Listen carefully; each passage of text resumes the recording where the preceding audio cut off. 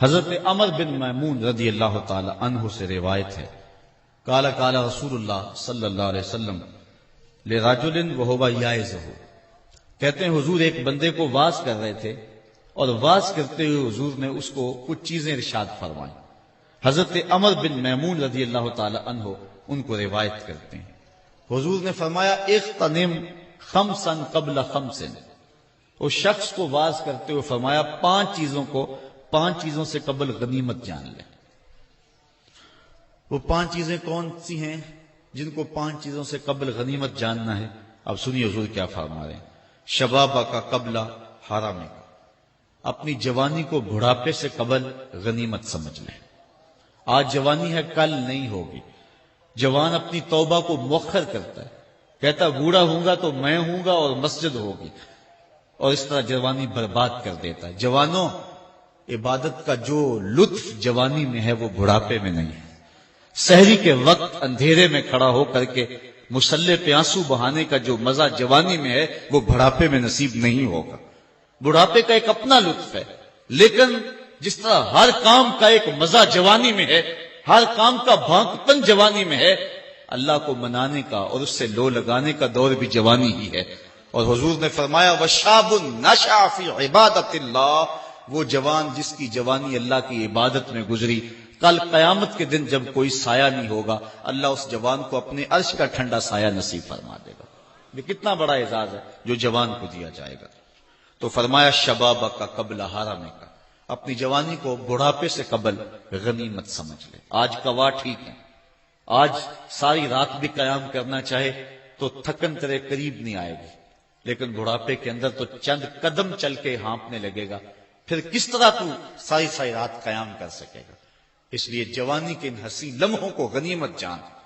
جوانی مستی کا نام نہیں ہے، چوکوں اور موڑوں پہ کھڑا ہونے کا نام نہیں ہے، دہلیز محمد کی غلامی کا نام ہے، حضور کی چوکھٹ کی نوکری کا نام جوانی ہے۔ اقبال کہتا ہے شباب اپنے لہو کی آگ میں جلنے کا نام۔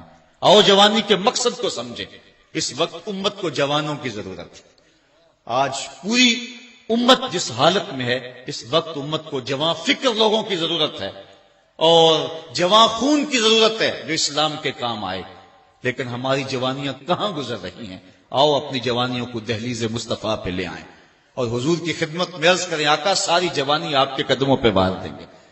اور جوانی کی اس مقصدیت کو سمجھیں تو فرمایا شبابہ کا قبل حرامے کا، اپنی جوانی کو بڑھاپے سے قبل غنیمت جان۔ صحت کا قبل سقم کا، اپنی صحت کو بیماری سے قبل غنیمت جان۔ آج صحت ہے، کل نہیں ہوگی، نہ جانے کب بیماری کا اچانک حملہ ہو جائے پھر ہاتھ ملتا رہ جائے۔ آج صحت کے ان حسین لمحوں کو غنیمت جانتے ہوئے اپنے رب کی عبادت کر اور دین کے لیے کوئی کام کر جا۔ وغنا کا قبل فقر کا، اور تیسری بات فرمائی غنا کے دور کو، خوشحالی مالداری کے دور کو غربت اور فقر و فاقہ کے دور آنے سے قبل غنیمت جان لے۔ آج تیرے پاس دولت ہے، دولت نے کبھی کسی کے ساتھ وفا نہیں کی، ہو سکتا ہے کل تو کنگال ہو جائے۔ جو کروڑوں میں کھیلتے تھے وہ کوڑیوں کو ترسے، اس لیے آج تیرے پاس دولت ہے، آج اس سے فائدہ جو حاصل کر سکتا ہے کر لے، اللہ کی راہ میں جتنا لٹا سکتا ہے اس کو لٹا دے۔ وغنا کا قبل فقر کا، جب فقر آئے گا پھر ملے گا، میرے پاس ہوتے تو میں یوں کرتا، جب تھے اس وقت کیوں نہیں کیا۔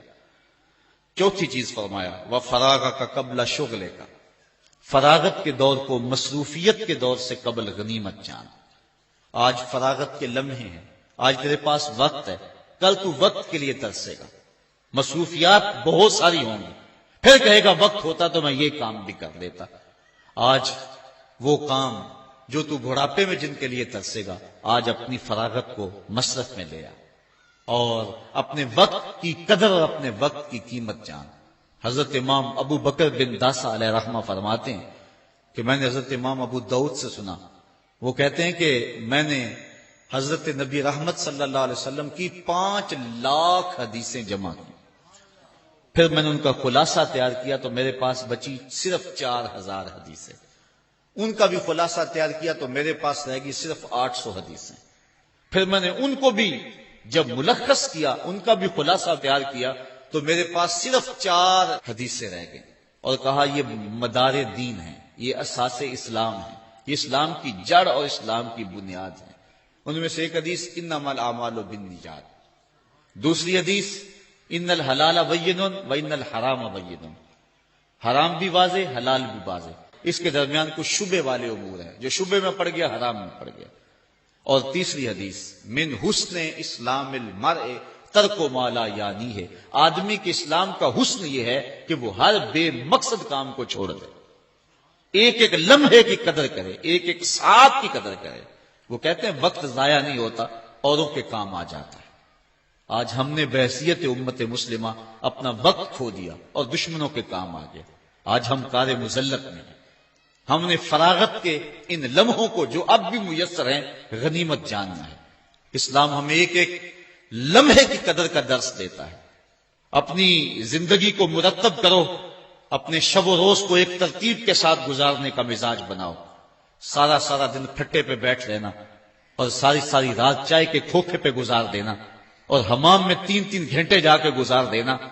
جس امت کو پوری دنیا میں جکڑا گیا ہو، جس امت کی بیٹی عافیہ صدیقی رو رہی ہو، بھلا اس امت کے جوانوں کو یوں آوارگی زیبا ہے؟ بھلا انہیں تو ایک ایک لمحہ لگا دینا چاہیے تعلیم و تعلم کی گزرگاہوں میں، اور اسلام کی سربلندی کے لیے ان کو ایک ایک لمحے کی قدر کرنی چاہیے۔